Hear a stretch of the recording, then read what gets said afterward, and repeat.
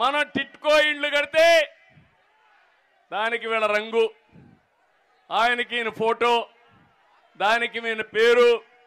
ఇది ఎక్కడ అన్యాయమో నాకైతే అర్థం కావడం లేదు. కడాన మీ సర్వే పొలం రాళ్ల పైన కూడా వేశాడా? ఎంత పిచ్చోడయా!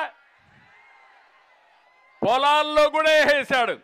కడాన మీ పట్టాదారు పాస్ పుస్తకం ఉంది, వేశాడా? ఏ బొమ్మ? ఈయన మీ అమ్మ తరపున ఏమన్నా చుట్టవా? మీ నాన్న తరపున ఏమన్నా చుట్టవా? మీ దూరపు బంధువా? ఏంటి ఆ ఫోటో? మీకు రోషం రాదు. రోషం వస్తే భయపడతారు, కేసు పెడతాడని. అవునా కాదా? అదే మీకుంది ఓటు హక్కు, ఓటు ఆయుధం. మీ వారసత్వంగా మీ తాత ముత్తాత ఇచ్చిన ఆస్తి పైన ఈ రంగుల పిచ్చోడి ఫోటో ఏంటయా? ఎక్కడికి పోతున్నా అని అడుగుతున్నా. కడాన తమ్ముళ్ళు ఇతను చూస్తే నాకు అనిపిస్తా ఉంది మరుగుదొడ్లు కూడా వదిలిపెట్టడు. అవునా? మనం 22 లక్షల మరుగుదొడ్లు కట్టాం మా ఆడబిడ్డల ఆత్మ గౌరవం కోసం. ఏమమ్మా అక్కడ ఈ పిచ్చోడు ఫోటో వేస్తాడు, అక్కడేస్తే పర్వాలా, మరుగుదొడ్డు బయట వేస్తే లోపల కూడా వేసే ప్రమాదం ఉంది. జాగ్రత్తగా ఉండండి. ఇలాంటి దుర్మార్గమైన వ్యక్తులు వచ్చి ఈ రాష్ట్రంలో ఎప్పుడైనా ఇలాంటి పరిస్థితులు ఎవరైనా చూశారు? ఎంతో మంది ముఖ్యమంత్రులు వచ్చారు పోయారు, కానీ ఇలాంటి పరిస్థితులు ఎప్పుడన్నా వచ్చాయా అని అడుగుతున్నా. నేను ఒకటే మీ అందరికీ హామీ ఇస్తున్నా, బాబు గ్యారంటీ, భవిష్యత్తు బాబు షూరిటీ, భవిష్యత్ గ్యారంటీ కింద సూపర్ 6 మీకు ఇచ్చాం. ఇప్పుడే ఊరూరు వెళ్తున్నారు, మీరు బ్రహ్మాండంగా వెళ్ళారు. ఇంటింటిని రిజిస్టర్ చేసుకోమన్నాం. మా ఆడబిడ్డలకు హామీ ఇస్తున్నా, మహాలక్ష్మి కింద. ఒకప్పుడు డాక్రా సంఘాలు నేనే పెట్టా, ఉద్యోగాల్లో కాలేజీలో రిజర్వేషన్ నేనే ఇచ్చా, దీపం నేనే పెట్టా. ఆడబిడ్డల్ని నాయకత్వాన్ని ఇచ్చి ముందుకు తీసుకుపోయా. నేను ఇచ్చిన ఉద్యోగాల వల్ల, పాలసీ వల్ల ఈరోజు వరకట్నం కూడా లేకుండా ఐటీలో మగపిల్లల కంటే ఆడపిల్లలు ఎక్కువ సంపాదిస్తున్నారంటే అది తెలుగుదేశం పార్టీ ముందు చూపు. ఆరో డాక్రా సంఘాలు పెట్టాం, దేశానికి ఆదర్శం. అవునా కాదా అని మా ఆడబిడ్డలు అడుగుతున్నా. వాళ్ళ డబ్బులు కూడా దొంగిలించేస్తున్నాడు ఈ దొంగ. నేను ఒకటే హామీ ఇస్తున్నా, మళ్ళీ మహాలక్ష్మి ద్వారా నెలకు 1500 రూపాయలు ఎంతమంది మహిళలుంటే అందరికి ఇచ్చే బాధ్యత నాది. ఇస్తాం ఈ డబ్బులు. ఇదే కాదు, ఎంతమంది పిల్లలుంటే అంతమందికి తల్లికి వందనం కింద 15,000 రూపాయలు ఇచ్చే బాధ్యత తెలుగుదేశం పార్టీ జనసేనది.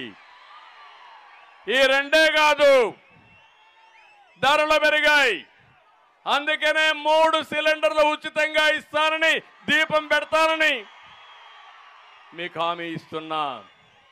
4వది, మీరు ఎక్కడికి పోవాలన్నా ఆర్టీసీ బస్సుల్లో దర్జాగా ఉచితంగా మీరు తిరిగే సౌకర్యం, రవాణా సౌకర్యం ఏర్పాటు చేస్తాం.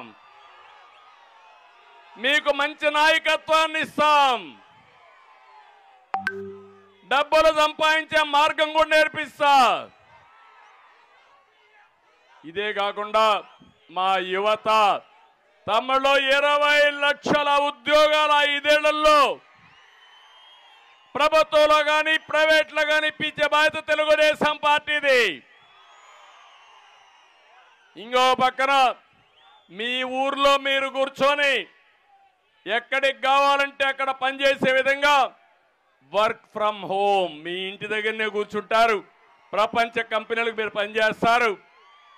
మీకు పొద్దుపోకపోతే, బోరు కొడితే మండల హెడ్ క్వార్టర్లో వర్క్ స్టేషన్లు పెడతా, మంచి గార్డెన్లు పెట్టి అక్కడ పోయి పని చేసుకుని సాయంత్రం మళ్ళా మీ మోటార్ బైక్లో మీరు ఇంటికి వస్తారు.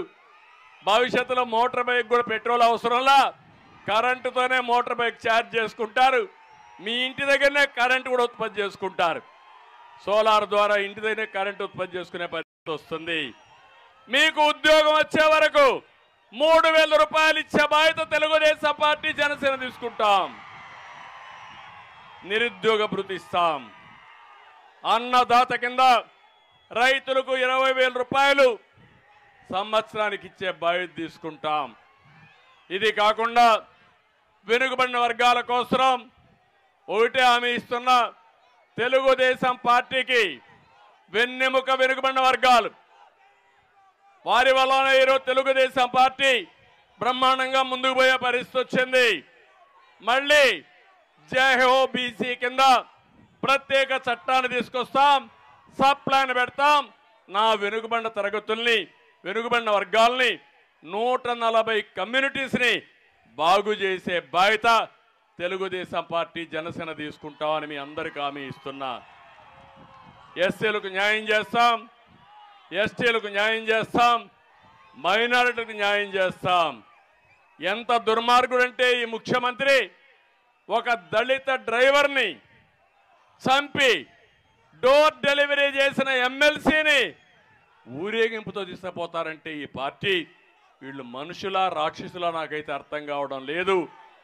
దళితుల్ని అన్ని విధాల హింసలు పెట్టి వాళ్ళకి ఇచ్చే 30 ప్రోగ్రాములుంటే అవన్నీ కూడా రద్దు చేసిన వ్యక్తి ఈ ముఖ్యమంత్రి. బడుగు బలహీన వర్గాల్ని పూర్తిగా చిన్న చూపు చూసే పరిస్థితికి వచ్చాడు. మా ఆడబిడ్డలందరికీ హామీ ఇస్తున్నా, ప్రతి ఒక్క ఇంటికి మంచినీళ్ళు తీసుకొస్తాను. రక్షిత మంచినీటి పథకాలు పెట్టి కొళ్ళాయి ద్వారా ప్రొటెక్టెడ్ వాటర్ ఇచ్చే బాధ్యత తెలుగుదేశం పార్టీ తీసుకుంటాం. ఇప్పటికే పక్క రాష్ట్రంలో ఇంటింటికి నీళ్లు ఇచ్చే పరిస్థితికి వచ్చారు.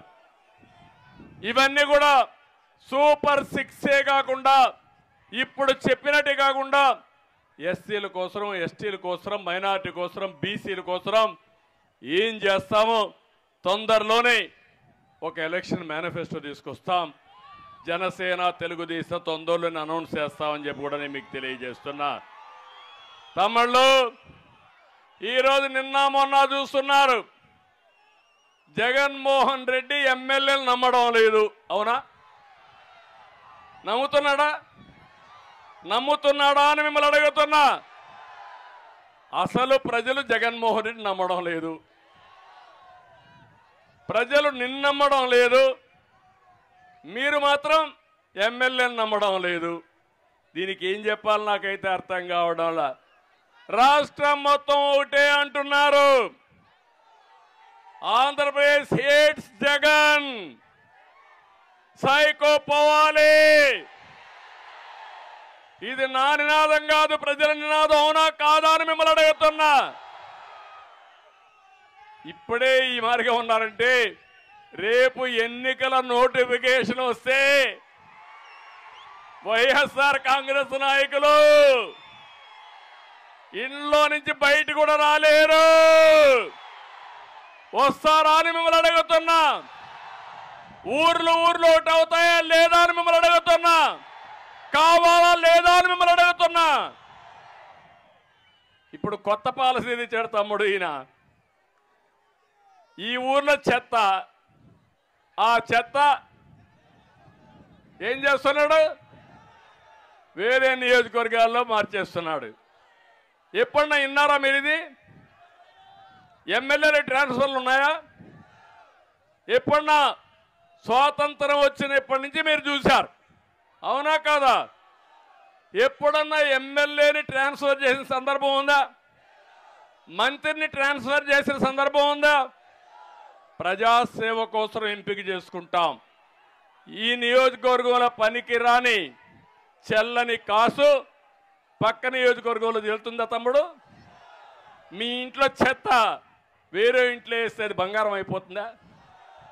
నేను అడుగుతున్నా, ఇది జగన్ చేసిన పెద్ద తప్పులు. 5 ఏళ్లలో రాష్ట్రాన్ని లూటీ చేశాడు, ప్రజలకు ద్రోహం చేశాడు, వ్యవస్థను నాశనం చేశాడు. ఇప్పుడు అంటున్నాడు ఎమ్మెల్యేలు మార్చేస్తే నాకేదో ఓట్లు వేస్తారని.